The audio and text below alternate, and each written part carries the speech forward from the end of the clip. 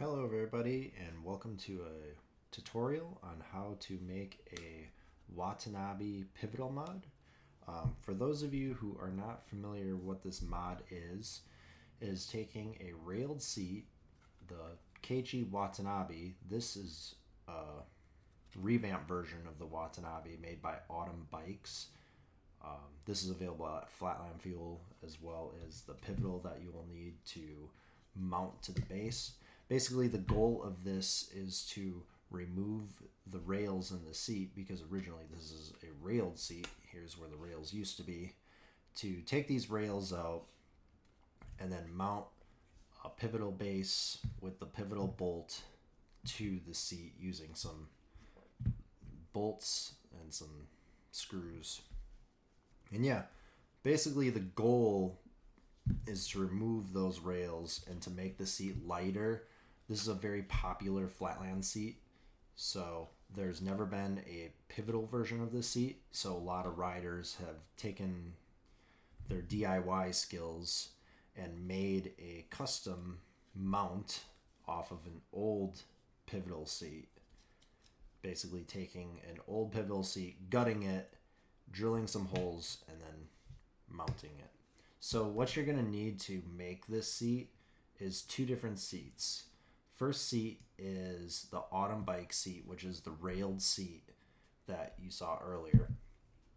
This is based off of the KHE Watanabe seat, hence that's why everyone calls it the Watanabe mod, because the Watanabe was the original seat, but Flatland Fuel has these seats for sale. They're $29.99. They come in a variety of cool colors. It is literally the same exact thing as the Watanabe seat. Same grip, same color, or comes in more colors. But yeah, that same grip, the same feel that everyone loves. And you will also need a old McNeil style seat. This is actually a deco seat as seen here, but Flatland Fuel also has this seat in stock. There's a wide variety of companies that have made this seat.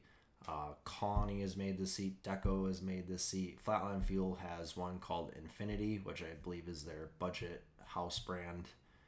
But this is the original McNeil pivotal seat, and this is what you will need to essentially, you're going to cut up this seat and mount this to the base of the Watanabe, if you have a Watanabe or an Autum seat. So going back, this is what we have. I did not make this seat, by the way. Originally this was made by Indy Armstrong, aka Chris Armstrong, out of Indianapolis, Indiana. He did all the drilling, the cutting. I'm just presenting it, but he's made tons of these, and a few riders have used these for several years. They're incredibly durable and super tough. Like, I think Jake Jackson, another Indianapolis rider, has ran the seat for a very long time, and he's put it through hell, and it's still going strong. But basically what you'll do is when you receive this seat, first thing is take out the rails. There's going to be two rails. Obviously, that's how railed seats are. Cut them out, and then you're going to have it like this. Next, you will take a pivotal seat that's like that McNeil style. As far as what Chris has told me, this mod only works with this style of pivotal. It doesn't work with like the slim style or the mid style seats. It only works with this kind of old school McNeil seat, as we showed earlier with the grip. This one right here. So don't use a slim style seat. Don't use a mid or anything like that. It has to be this style of seat. And the reason being is the way that it kind of curves. It fits almost flush with this seat very well. The mid or the slim and the mid style seats don't really have that curve, so they don't sit nearly as well inside of this. So once you've got the seat, you'll have this too. Don't forget your pivotal bolt. That's the most important part. This is a titanium bolt that I've had forever. I've had it in every single one of my pivotal seats, so it's going in this one. And then you'll have the little wedge piece that you'll put the bolt in. And then after you've cut this up, you'll put this in here. And when you cut this seat up, you want to use something like a Dremel tool, something like with a fast cutting wheel. Make sure you wear safety glasses and eye protection, because this stuff, when you're cutting it with the wheel, it gets really hot. It'll shoot out plastic at you, and it's really hot. And when you're cutting it, make sure you file it to how you want it. Mine's still a little rigid on the sides, but it'll be fine. You won't feel it. And then when you're drilling your holes, this is probably the tricky part.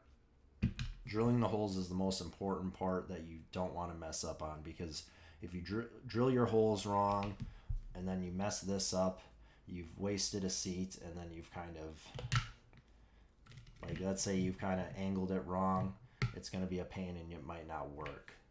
So also another tip that Chris gave me is when you're doing the drilling, drill from the bottom, drill from this side, do not drill from the top. This way you'll have a lot cleaner holes, and then you can, when you drill your holes, you can taper the holes. I don't know how well you can see it here. There it is. See how it's tapered? That way the bolt will sit nice and flush in there, just like that, and then it'll be smooth. Use one of these style of bits. It looks like this right here. These are used for like tapering holes for countersinking, so that way the bolts sit nice and flush. So let's put this thing together. We'll show you how it goes together. You're gonna obviously drill all your holes, kind of align it, take your time, don't rush on this. Figure out where you want the holes. Some riders prefer to have it a little back more, but Chris made it to where he wanted it almost as far as he could for maximum hand grip, because that's the point of this seat. Since we're getting rid of the rails, the seat has a very, very, very good grip, and when you remove the rails, you just have so much reach and able to grip this area. It's a great seat. I've been running it now for about a day, and I've had 2 sessions on it, and I absolutely love it. So these bolts are 0.6 by 100 with 4mm Allen heads, and you're going to have these 10mm nuts, and then this little locking washer. This will give it a little more leverage. Make sure you have washers underneath here. You're going to put all the screws through, and make sure you have something like, you can use a wrench to hold the nut in place when you tighten the Allen, but you can also use a 10mm socket head, which I do not have, unfortunately, but this should come on no problem. And then all of these nuts will go on. And make sure, like I said, when you're drilling these holes, make sure you take your time drilling the holes, measure them out, make sure everything measures correctly and your holes are exactly where you want them, because you don't want to be drilling a ton of holes in your seat. And the important thing too is make sure you have enough hole for the pivotal bolt to hit. You want to be able to tighten everything correctly. So we're going to tighten this up real quick, and we'll do some cheap plugs. As I said earlier, Chris Armstrong is the one who made this seat. I don't necessarily think it's his idea. He has definitely expanded on it though, and he's made a bunch of these modifications. Tons of people on Facebook have been asking him about this particular modification, durability, and he's had his for a long time. He's made these for a couple other riders as well. So this is the part where all the screws are kind of in now. See, it's still a little loose, so you definitely want to tighten these up. You can use a socket. I'm just using a wrench and kind of holding the nut into place.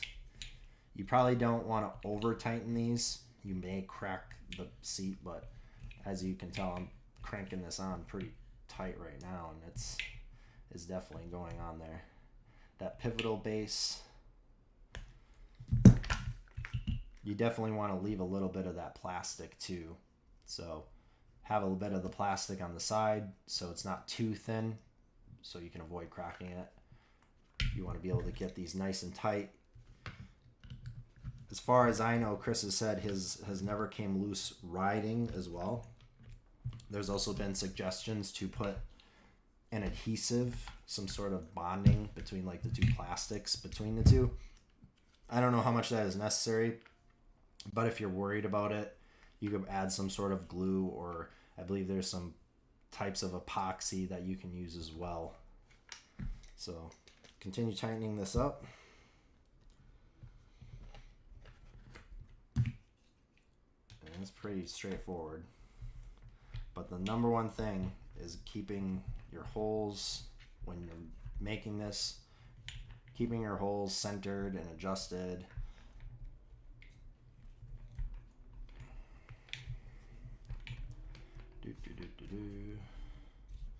And this is a 4mm Allen head.